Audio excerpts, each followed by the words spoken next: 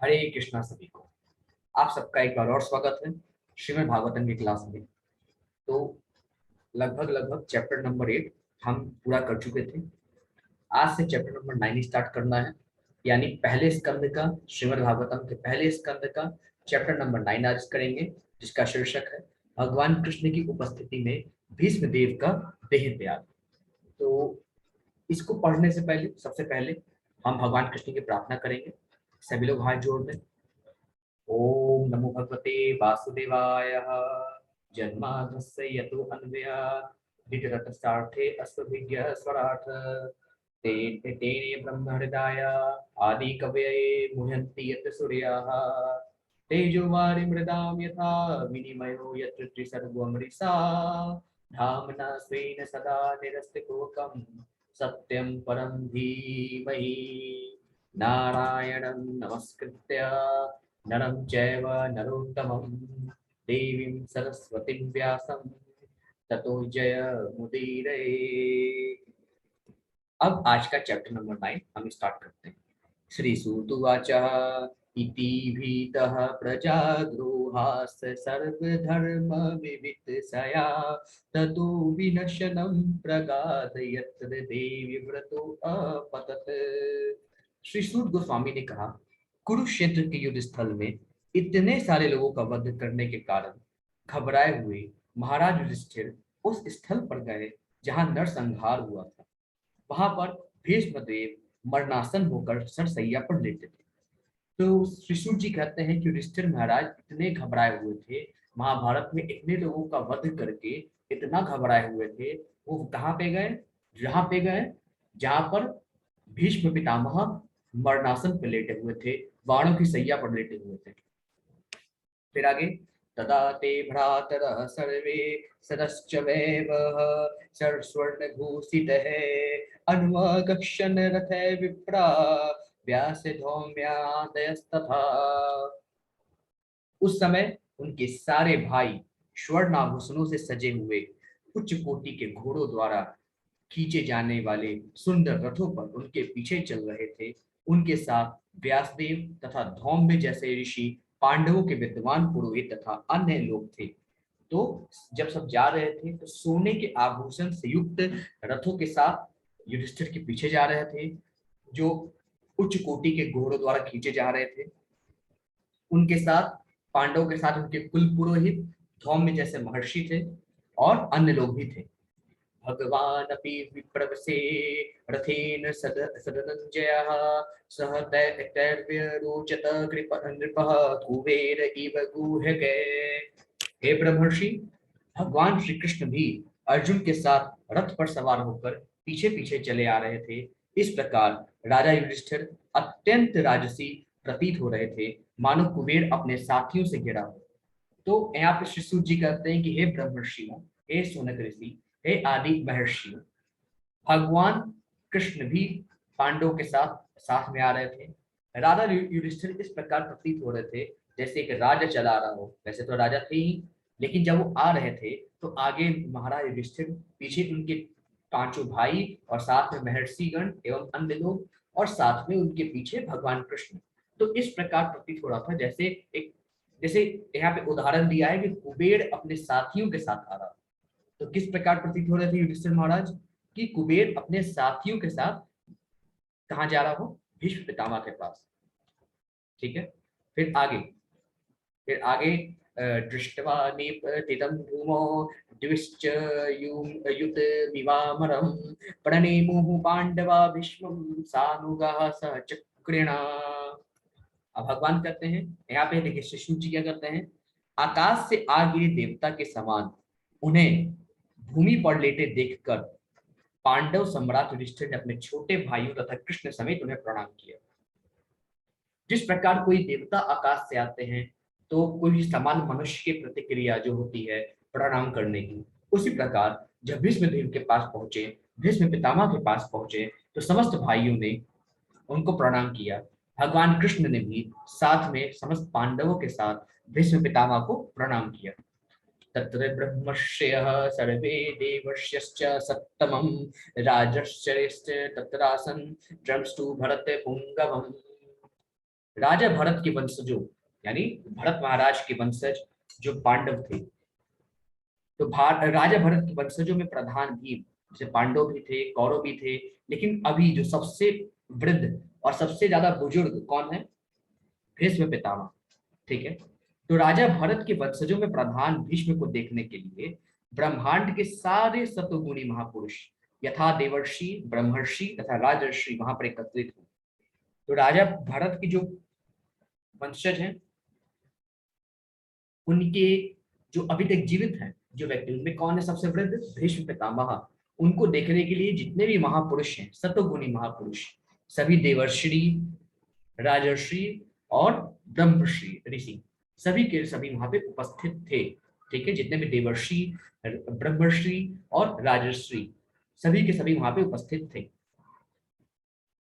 फिर पर्वतो नारदो धौम्यो भगवान बादरायणः बृहदश्वो भारद्वाज सशिष्यो रेणुकासुतः वसिष्ठ इंद्र प्रमद स्त्रितो कृत सम्मतो अस्ति असितः कक्षीवान गौतमो अत्रशिष्ट कौशिको अथ सुदर्शनः। पर्वत मुनि, ठीक है, पर्वत मुनि, नारद, धौम्य, ईश्वर के अवतार व्यास, बृहदस्व, भारद्वाज, परशुराम तथा उनके शिष्य वशिष्ठ, इंद्रप्रमद, तृत, घृतसमद, असित, कक्षीवान, गौतम, अत्रि, कौशिक तथा सुदर्शन जैसे सारे ऋषि वहां पे उपस्थित थे। तो कौन कौन महर्षि वहां पे उपस्थित थे, उनका यहाँ पे नाम दिया है। पर्वत मुनि नारद, धौम्य, ईश्वर के अवतार वेद व्यास, बृहदस्व, भारद्वाज मुनि, परशुराम मुनि तथा उनके शिष्य वशिष्ठ, इंद्रप्रमद, तृतीय, घृतसमद, असित मुनि, कक्षीवान, गौतम ऋषि, अत्रि, कौशिक तथा सुदर्शन जैसे समस्त मुनि वहां पे उपस्थित थे। ठीक है। फिर आगे यहाँ पे श्री जी कहते हैं,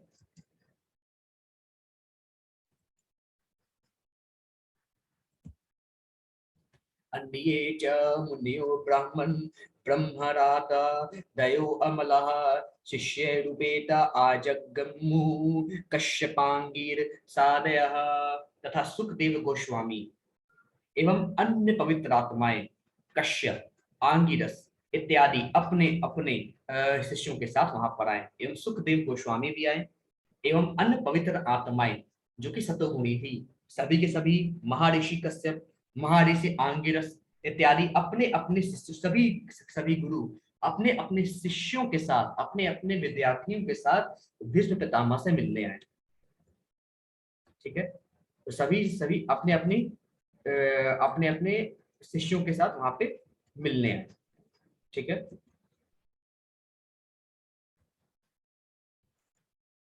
फिर तान समेतान महाभागान उपलभ्य वसुत्तमं पूज्यामास धर्मज्ञो देश काल विभागवित्।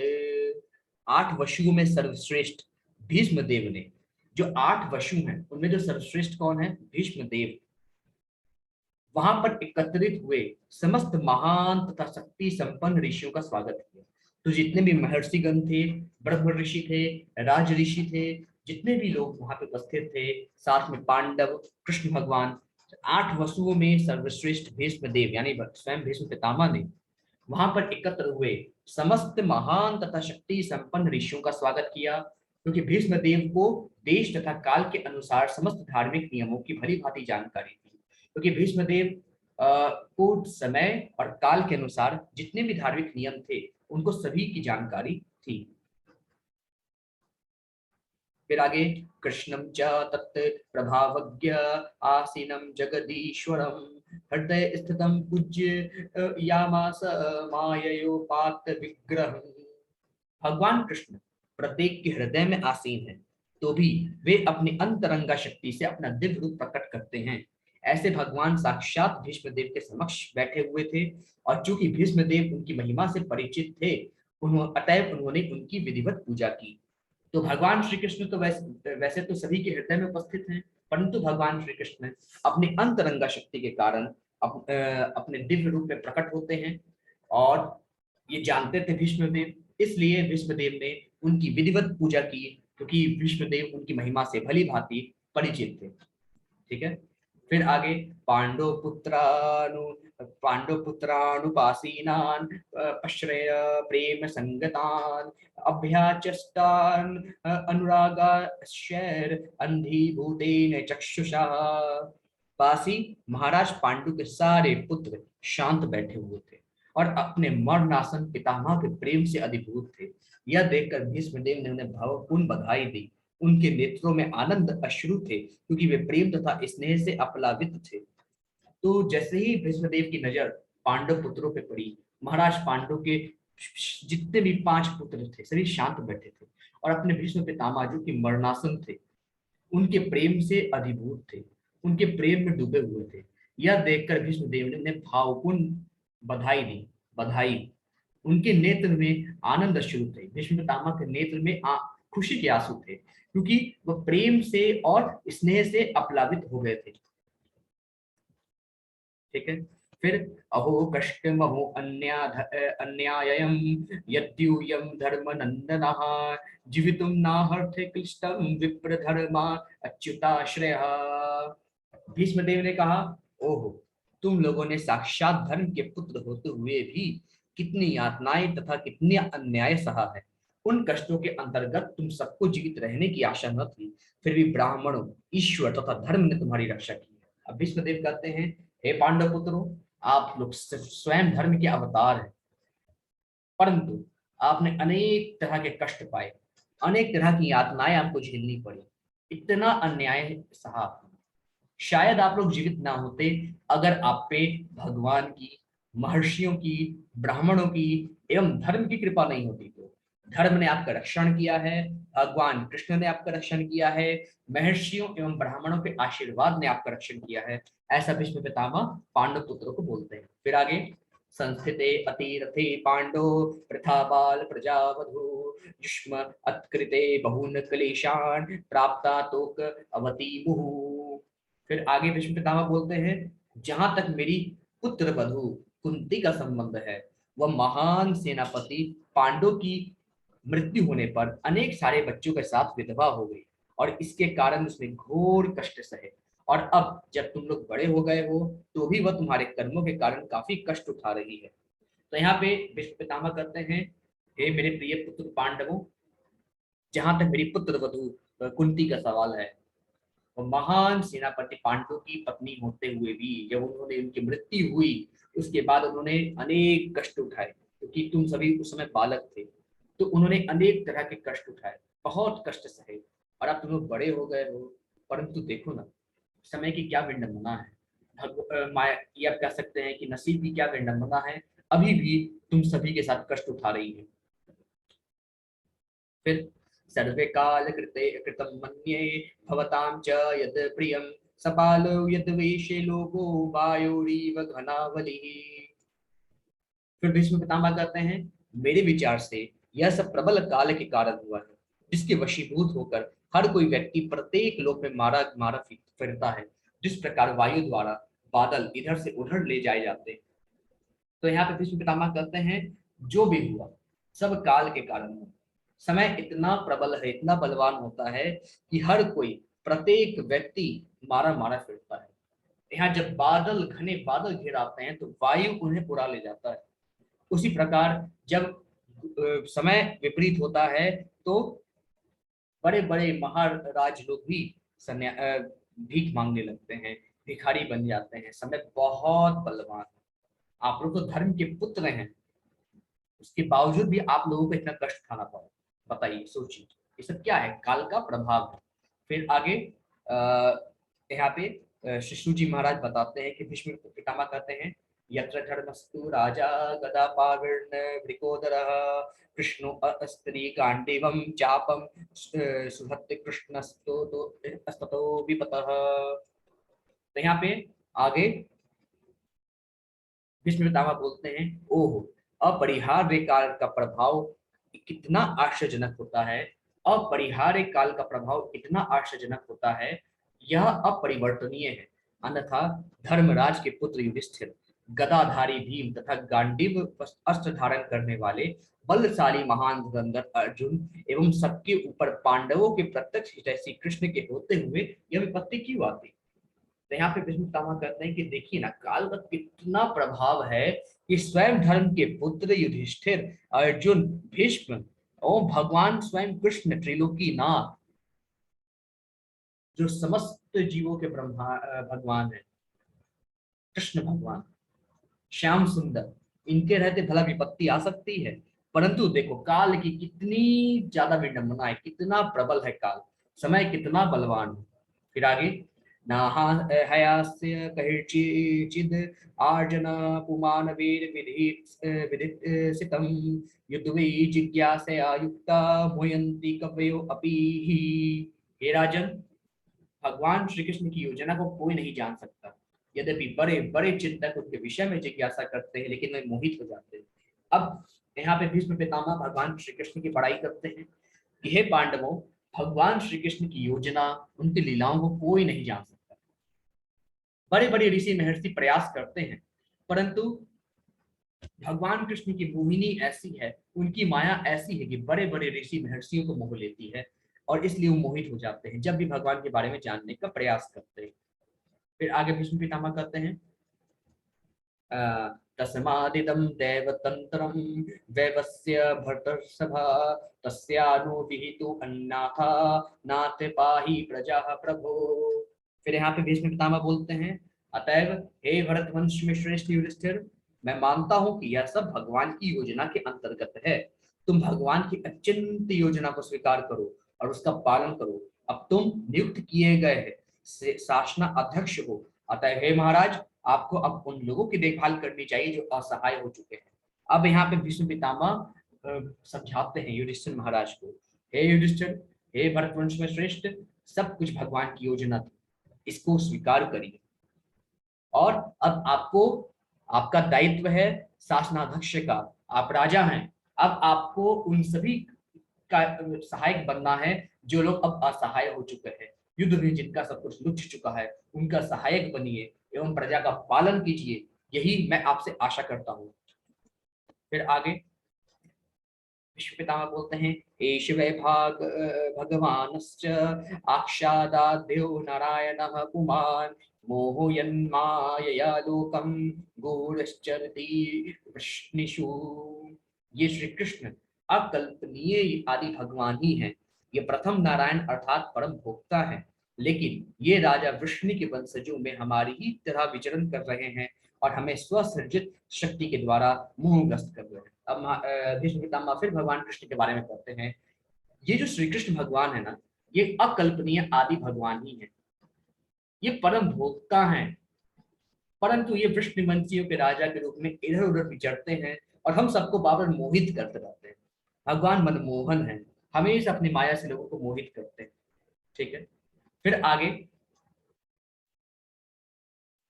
नारायण परो अव्यक्त आद अंडमव्यक्त संभवम अंडस्यांत अस्तित्व में लोका सप्त द्विपा च मेदिनी।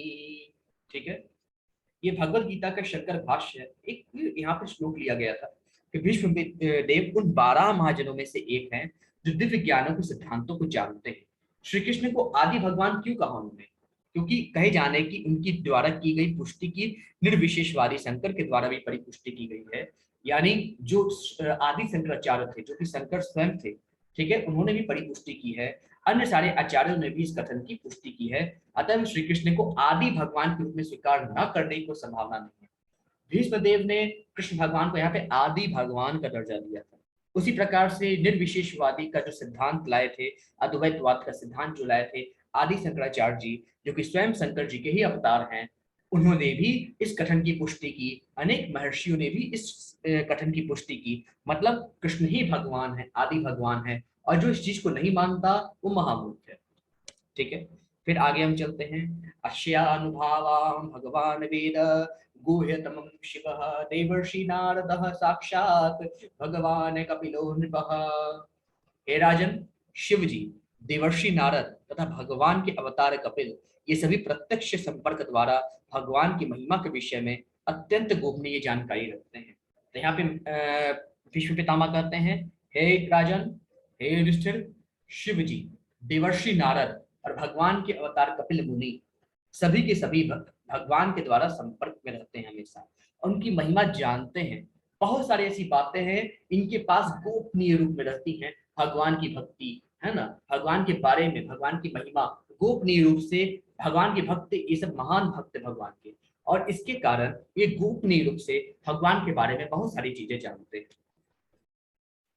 ठीक है, फिर आगे भीष्म पितामह कहते हैं, यम मन्यसे मातुलेयं प्रियम मित्रम सुहृत्तमं अकरोः सचिवं दूतम सौहृद आदत सारथिम। फिर आगे कहते हैं श्री कृष्ण पितामह, हे राजन, तुमने अज्ञानवश ही जिस व्यक्ति को अपना ममेरा भाई, अपना अत्यंत प्रिय मित्र, शुभैसी, मंत्री, दूत, उपकारी इत्यादि माना है, वे स्वयं भगवान श्री कृष्ण है। तो अब यहाँ पे विष्णु पितामह कहते हैं, हे युधिष्ठिर, तुमने जिस अपने ममेरे भाई को अपना सबसे प्रिय मित्र माना है, अपना सुरक्षी माना है, अपना मंत्री माना है, अपना दूत माना है, उपकारी माना है, अर्जुन ने अपना सारथी माना है, वो कोई नहीं, भगवान है, आदि भगवान है, स्वयं भगवान श्री कृष्ण है। ठीक है, अब यहाँ से श्लोक नंबर 21 से कलम स्टार्ट करेंगे। ठीक है, सभी को हरे कृष्ण।